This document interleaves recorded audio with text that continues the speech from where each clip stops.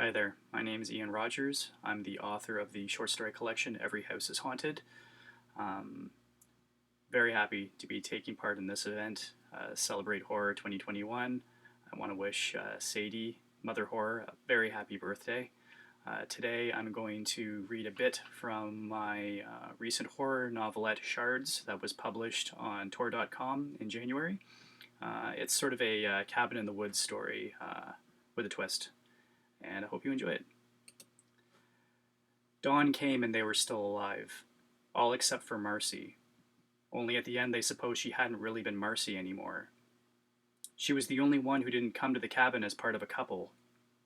Later on, the others, Chad and Annabelle, Mark and Donna, would all privately wonder if Marcy had been targeted the moment she walked through the door, if she'd been singled out for being single. It seemed such an absurd notion, but after the night they spent at the cabin, their lives seemed to exist in a series of absurd notions, one following directly after another. The grief counselors and psychiatrists told them this was a perfectly normal response to the trauma they had endured, that this was the way the human mind functioned when confronted with such terrifying and inexplicable events.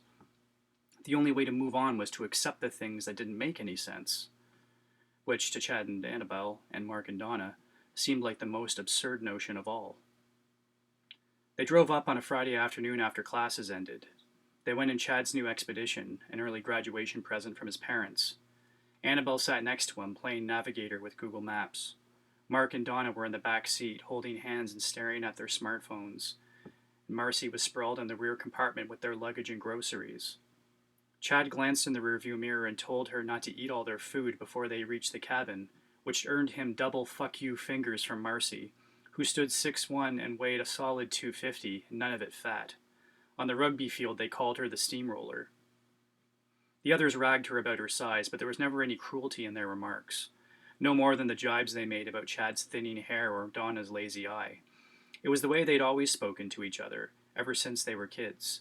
The jokes and taunts that others used to hurt and humiliate, they turned into shields to protect themselves. They learned early on that even though there was no perfection in the human body, there was plenty to be found in friendship. It was a strange friendship, to be sure. Their families and schoolmates didn't understand it. They didn't even understand it themselves. But they didn't need to. It worked. They worked. And that was all that mattered. Looking back, it made a strange kind of sense. An absurd kind of sense, one could say.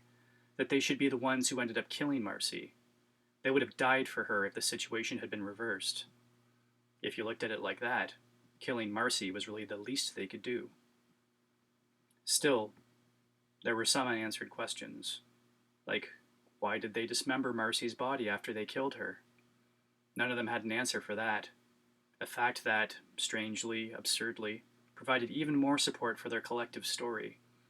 The grief counselors and psychiatrists would later say the survivors mutilated their friend's body because it was the only way they could externalize what they'd done to someone they'd known and loved since early childhood.